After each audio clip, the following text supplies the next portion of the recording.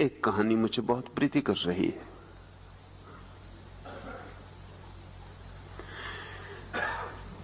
एक सम्राट ने अपने दरबार के सबसे बड़े धनुर्विद को कहा कि अब तुझसे बड़ा धनुर्विद कोई भी नहीं। तू घोषणा कर दे राज्य में, और अगर कोई प्रतिवादी ना उठे तो मैं तुझे राज्य का सबसे बड़ा धनुर्धर घोषित कर दूं।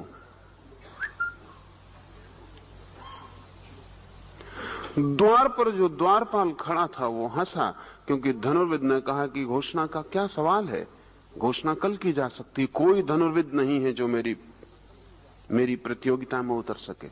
द्वारपाल हंसा तो धनुर्विद को हैरानी हुई। लौटते में उस बूढ़े द्वारपाल से उसने पूछा, तुम हंसे क्यों? उसने कहा कि मैं इसलिए हंसा कि तुम्हें अभी धनुर्विद्या का आता ही क्या है। एक आदमी को मैं जानता हूं, तुम पहले उससे मिल लो, फिर पीछे घोषणा करना। पर उस धनुर्विद ने कहा कि ऐसा आदमी हो कैसे सकता है जिसका मुझे पता ना हो? मैं इतना बड़ा धनुर्विद। उस द्वारपाल ने कहा कि जो तुमसे भी बड़ा धनुर्विद है उसका किसी को भी पता नहीं होगा। ये पता करने और कराने की जो चेष्टा है, ये सब छोटे मन के खेल। तुम रुको, जल्दी मत करना, मुसीबत में पड़ जाओगे। मैं उस आदमी का पता तुम्हें दे देता हूं, तुम वहां चले जाओ। वो धनुर्विद उस आदमी का पता लगाते गए। एक जंगल की तलहटी में वो आदमी रहता था। 3 दिन उसके पास रहा, तब उसे पता चला कि अभी तो यात्रा धनुर्विद्या की शुरू भी नहीं हुई।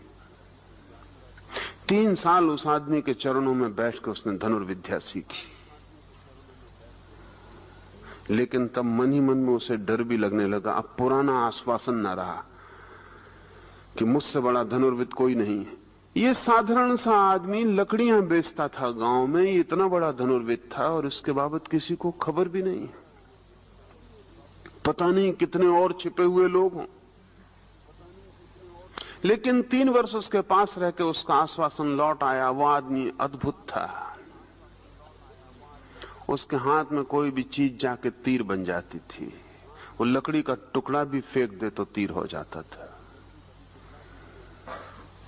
वो इतना कुशल था कि लकड़ी के एक छोटे से टुकड़े को फेंक के किसी के प्राण ले सकता था।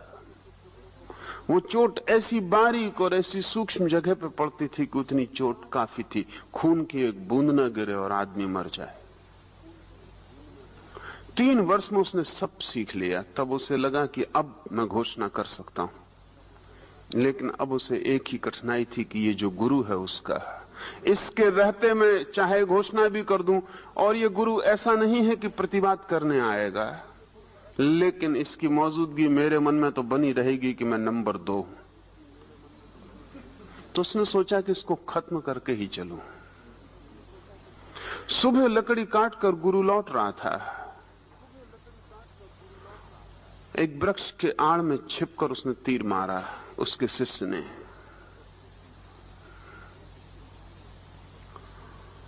गुरु तो चुपचाप लकड़ियां काट के लौट रहा था। उसके हाथ में तो कुछ था भी नहीं। तीर उसने आते देखा तो उसने लकड़ी के बंडल से एक छोटी सी लकड़ी निकाल के फेंकी। वो लकड़ी का टुकड़ा तीर से टकराया और तीर वापस लौट पड़ा और जाके शिष्य की छाती में छिद गया। भागा और गुरु आया, उसने तीर निकाला और उसने कहा कि ये एक बात भर तुझे सिखाने से मैंने रोक रखी थी, क्योंकि शिष्य से गुरु को सावधान होना ही चाहिए।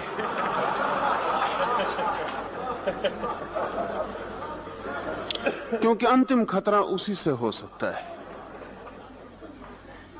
लेकिन अब मैंने वो भी तुझे बता दिया, और अब तुझे मुझे मारने की जरूरत नहीं। तू समझ कि मैं मर गया। तू अब जा सकता है। मैं एक लकड़हारा हूं और अब धनुर्विद्या मैंने छोड़ दी आज से।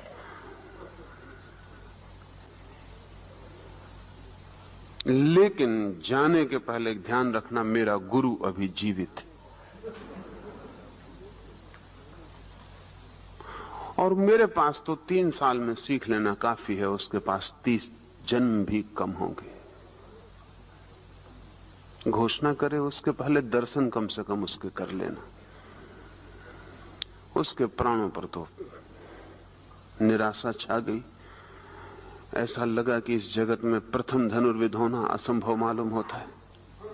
कहां है तुम्हारा गुरु और उसकी खूबी क्या है? क्योंकि तुम्हें देखने के बाद अब कल्पना में भी नहीं आता कि और ज्यादा खूबी क्या हो सकती है। उसके गुरु ने कहा कि अभी भी मुझे लकड़ी का एक टुकड़ा तो फेंकना ही पड़ा। इतनी भी आवाज, इतनी भी चेष्टा, इतनी भी वस्तु का उपयोग मेरी धनुर्विद्या की कमी है। मेरे उस गुरु की आंख भी तीर को लौटा दे सकती थी, उसका भाव भी तीर को लौटा दे सकता था। तू पर्वत पर जा, मैं ठिकाना बता देता हूं, वहां तू खोजना। वो आदमी पर्वत की यात्रा किया। उसकी सारी महत्वाकांक्षाएं धूल धूसरित हो गई। उस पर्वत पर सिवाय एक बूढ़े आदमी के कोई भी नहीं था जिसकी कमर झुक गई थी। उसने उस बूढ़े आदमी से पूछा कि मैंने सुना है कि यहां कोई एक बहुत प्रख्यात धनुर्विद रहता है, मैं उसके दर्शन करने आया हूं। उस बूढ़े आदमी ने इस युवक की तरफ देखा और कहा कि जिसकी तुम खोज करने आए हो वो मैं ही हूं। लेकिन अगर तुम धनुर्विद्या सीखना चाहते हो तो गले में धनुष क्यों टांग रखा है? उस आदमी ने कहा, धनुष क्यों टांग रखा है? धनुर्विद्या धनुष के बिना सीखी कैसे जा सकेगी?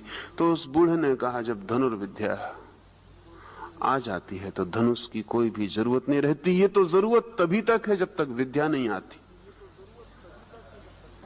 और जब संगीत पूरा हो जाता है तो संगीतज्ञ वीणा को तोड़ देता है, क्योंकि वीणा तब बाधा बन जाती है। अगर अभी भी वीणा की जरूरत हो तो उसका मतलब है संगीतज्ञ का भरोसा अपने पर अभी नहीं आया, अभी संगीत आत्मा से नहीं उठता, अभी किसी इंस्ट्रूमेंट, किसी साधन की जरूरत है। जब साध्य पूरा हो जाता है साधन तोड़ दिए जाते हैं।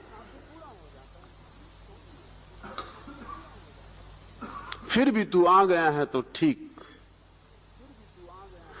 तू सोचता है तेरे निशाने अचूक हैं? उस युवक ने कहा कि बिल्कुल अचूक हैं, 100 में 100 निशाने मेरे लगते हैं। अब इससे ज्यादा और क्या हो सकता है?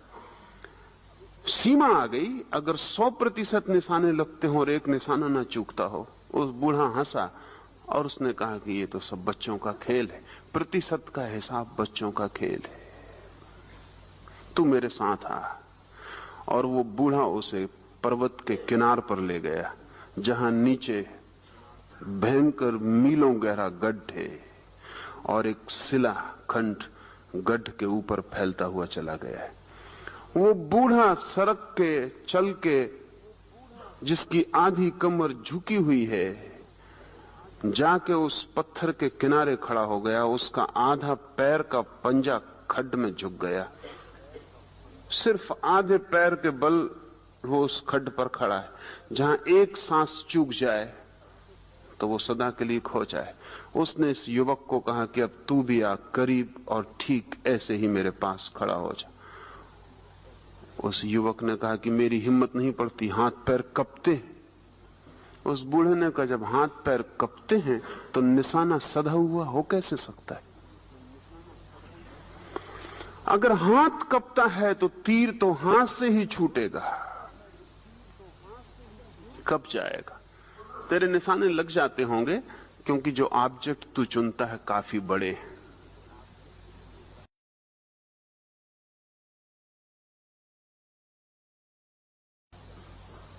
लेकिन तू अगर घबराता है और कपता है और तेरा हाथ कपता है तो ध्यान रख, तेरे भीतर आत्मा भी कपती होगी। वो कंपन कितना ही सूक्ष्म हो, वो कंपन जब खो जाता है तब कोई धनुर्विद होता है, और जब वो कंपन खो जाता है तब धनुष बाण की कोई भी जरूरत नहीं रह जाती। ये एक लाओसियन पुरानी कथा है। इस सूत्र को समझने में आसानी होगी। कहता है लाओसे, कुशल धावक पद चिन्ह नहीं छोड़ता है। जो दौड़ने में कुशल है, अगर उसके पद चिन्ह बन जाते हो तो कुशलता की कमी है। जमीन पर हम चलते हैं तो पद चिन्ह बनते ही हैं, लेकिन पक्षी आकाश में उड़ते हैं तो कोई पद चिन्ह नहीं बनता। कुशलता जितनी गहरी होती जाती है उतनी आकाश जैसी होती जाती। कुशलता जितनी गहरी होती जाती है उतनी सूक्ष्म हो जाती है, स्थूल नहीं रह जाती। इस स्थूल में पद चिन्ह बनते हैं, सूक्ष्म में कोई पद चिन्ह नहीं बनते। और जितना सूक्ष्म हो जाता है अस्तित्व, उतना ही पीछे कोई निशान नहीं छूट जाता। अगर आप जमीन पर दौड़ेंगे तो पद चिन्ह बनेंगे, लेकिन दौड़ने का ऐसा ढंग भी है कि दौड़ भी हो जाए और कहीं कोई पद चिन्ह भी ना छूटे। च्वांग त्से ने लाओ त्से के शिष्य ने कहा है कि जब तुम पानी से गुजरो और तुम्हारे पैर को पानी न छुए तभी तुम समझना कि तुम संत हुए, उसके पहले नहीं। और ऐसा मत करना कि किनारे बैठे रहो पैर सूखे रहें तो तुम सोचो कि संत हो गए हो, क्योंकि पैर पे पानी नहीं।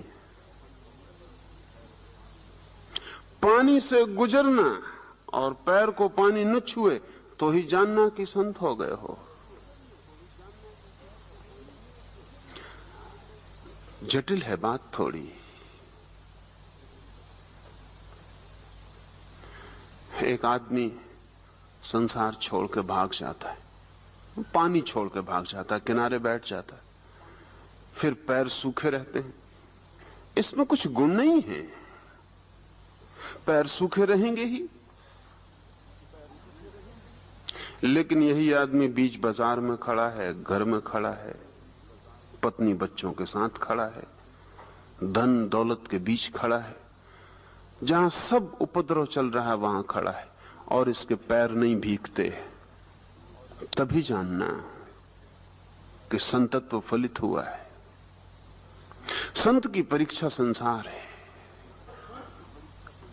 संसार के बाहर संतत्व तो बिल्कुल आसान चीज है, लेकिन वो संतत्व नपुंसक है, इंपोर्टेंट है। जहां कोई गाली नहीं देने आता वहां क्रोध के न उठने का क्या अर्थ है? या जहां जो भी आता है प्रशंसा करता आता है वहां क्रोध के न उठने का क्या अर्थ है?